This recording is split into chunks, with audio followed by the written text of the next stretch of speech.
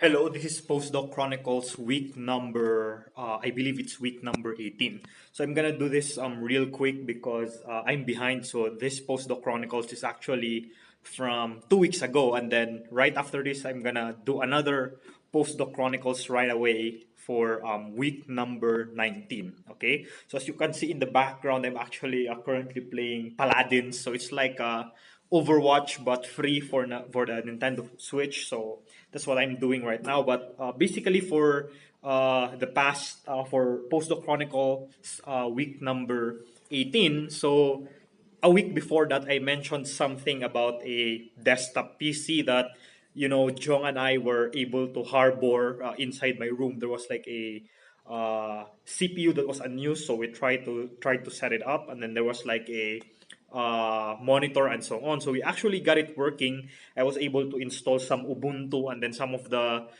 programs that we are using to run some simulations. But the thing is, on Monday that same, so we went to school like during the weekend, like on a Saturday, Sunday, and then on a Monday when I turned it on again, the hard drive got busted. Okay, so essentially it was like a very old PC already. It was a very old CPU, so the hard drive in there was already old. So what happens was it got busted, and so we had to like request for another hard drive. Okay, and so I was able to buy the hard drive on that same weekday, I believe last Wednesday. Okay, so Jong and I went there, and the nice thing is that when we went to that mall, so it's called the Cresta Mall, and it is just near one of the bus stations in Johannesburg. The nice thing is that I was also able to, try and ride the bus station here. And of course, in order to ride the bus station, you do need to have a ticket that looks like this. So you can either buy a card that you can just load money just like the MRT in Manila, or you can buy this thingy here if you like don't use it all the time, so you can buy this.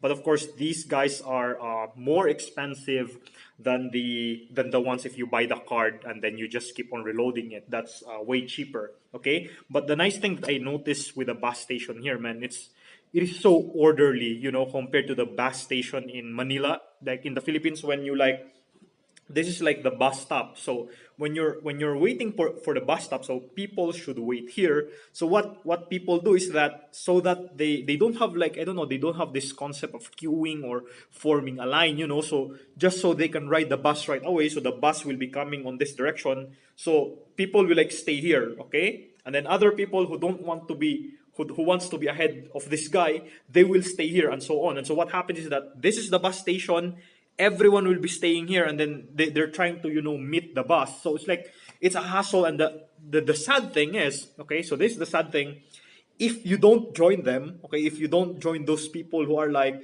sort of breaking the law, so to speak, like trying to meet the bus away from the bus station, if you don't join them, then you won't be able to ride the bus at all. Okay, so like it has to, you have to commit the wrongdoings that they're trying to do in order to catch a bus for yourself. Otherwise, if you're like trying to be a goody goody and really stay on the bus station, you can't ride the bus at all. Okay, and so the nice thing here in Johannesburg that I saw is that here's the bus station.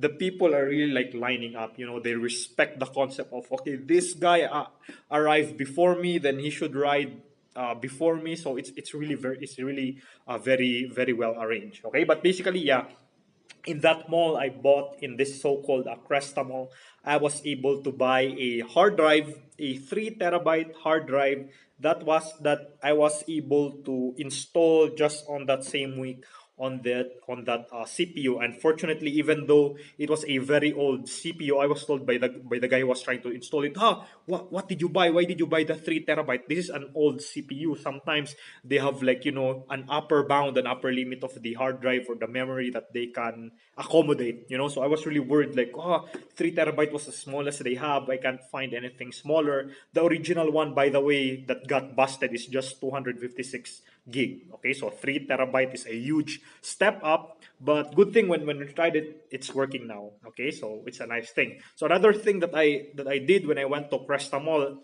uh, Jong asked me to like buy this cheap cell phone. So the phone that's not a touchscreen, not Android, the one with still with a keypad, and it was very cheap, man. It was like 100 rand. So if you convert it to Philippine peso, it's like around 400 pesos. Okay, and so you can really appreciate how the value of electronics has depreciated. Like 10 years ago, that kind of cell phone would have cost a lot. I remember back in like fourth year high school when I got my very first cell phone. It was a 3210. Okay, the Nokia 3210. I got it second hand, and during that time I bought it for like 1,800. I won't forget it. Like I went with like some of my high school classmates. I believe it was Shanli who went with me, and then we bought that cell phone. It was cheap, 1,800 pesos. That's second hand. The one that I got, this week, that's like for 400 Philippine peso. It's like way better than 3210. So, man, technology really, it's really the amount of processing power that you can have at a given amount for any given year is always increasing. But yeah, so Jong asked me to buy this phone because he wanted to like what do you call this? To bring this cheap phone instead of his like iPhone, because he's actually on a trip right now. Okay, I believe they're gonna go like tour around Botswana or something for like he'll be away for 2 weeks, and then after that he'll be back here for a day, and then he'll be away again in Europe. He'll be in CERN to give some talk and so on. So I bought him that cell phone, and I was able to buy it. So the funny thing is, during the weekend, okay, of that week. So Jong keeps on telling me that even Deepak, when I arrive here, that don't go out. There are specific places here that are very prone to thefts, and they steal your phones and so on. So they keep on. In fact, Jong keeps on telling me like, after 6 p.m. when it's already dark, don't walk on this particular street because people will mug you. Okay, and the funny thing is, during that weekend, so he was like bringing his phone and his iPhone. He wanted to experiment it. He wanted to see if you can really walk during the dark for like 50 meters, he said, without getting mugged. And the funny thing is, so when he walked there, he told me he was like mugged by 8 different people, and then he was like one of them was bringing a gun, and then he was told like, give me your cell phone. And the funny thing is, he had that cheap cell phone with him that he was supposed to bring to his trip in Botswana. So he told them, this is just my phone. And then the muggers were like, you're an idiot, give us your actual phone. And he said he kept his like true phone, I don't know, in his underwear. But yeah, he had to give it up because the guy had a gun. Like they're like, we're gonna shoot you if you don't give us your phone. And eventually, yeah, he had to give up his new iPhone to them. Okay, but good thing, he was safe, and they did not get his like passport and other stuff. And they did not withdraw money from his credit cards, because Jong actually told a story of this person who was like mugged as well, and she was actually brought inside a van, and then the muggers drove her around and then withdrew money from her ATM. So good thing there's also like an upper bound to the amount you can withdraw to the ATM every day. But yeah, it's really a very bad situation. That's why I get paranoid here, when I go out like at the dark. So good thing I don't do that. I prefer staying in my room playing some Nintendo Switch. But yeah, I think the government should really do something about it. So it's like people here just like accept that as a fact that, don't walk there, that's dangerous. Like if it's like demonstrably proven or demonstrably true that there are muggers in a certain street, they should put police in there, like station some guards that will look out to these muggers. But yeah, Jong told me maybe their police force is not much, so I don't know. So yeah, it's really a huge problem here. The amount of thieves and muggers they have. Of course, for sure, we have it also in the Philippines, but I don't know, it's more rampant here, and especially if you're like Jong told me, if you're not South African, if you're not black, you're a prime target, because they know that you really have something. Like you're in here in South Africa, that you have money. So that's their expectations. Okay. And one final thing, by the way, before I move on to, I'm gonna cut this video and then move on to Postdoc Chronicles, week number 19. But one last thing, Deepak actually told me before he left going to CERN, so he's back now. But for this Postdoc Chronicles during that time.